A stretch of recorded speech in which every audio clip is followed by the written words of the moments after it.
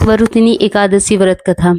एक बार धर्मराज युधिष्ठिर ने भगवान श्री कृष्ण से कहा कि आप वैशाख मास के कृष्ण पक्ष की एकादशी के महत्व के बारे में बताएं। इस व्रत की कथा क्या है, इसके बारे में भी सुनाएं। तब भगवान श्री कृष्ण ने युधिष्ठिर को वरुथिनी एकादशी व्रत की कथा के बारे में बताया।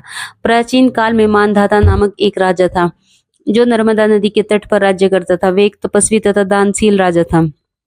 एक दिन वह जंगल में तपस्या करने के लिए चला गया। वह जंगल में एक स्थान पर तपस्या करने लगा। तभी वहां एक भालू आया। वह राजा मानधाता के पैर को चबाने लगा, लेकिन राजा तपस्या में लीन रहा। भालू राजा को घसीटने लगा और जंगल के अंदर लेकर चला गया। भालू के इस व्यवहार से राजा बहुत डर गया था। उसने मन ही मन भगवान विष्णु से रक्षा की प्रार्थना की।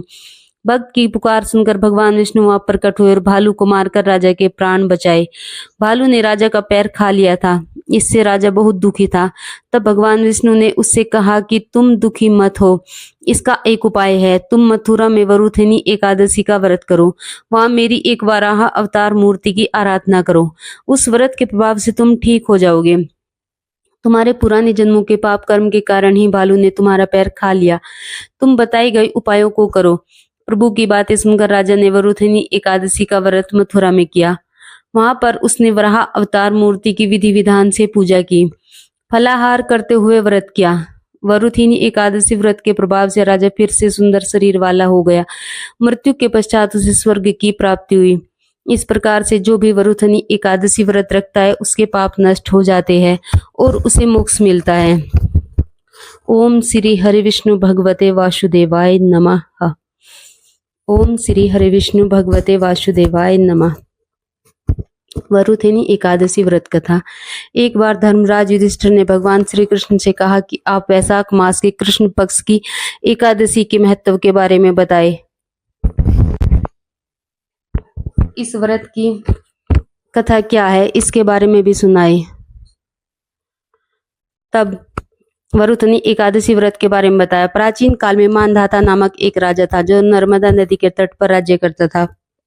वह एक तपस्वी तथा दानशील राजा था। एक दिन वह जंगल में तपस्या करने के लिए चला गया।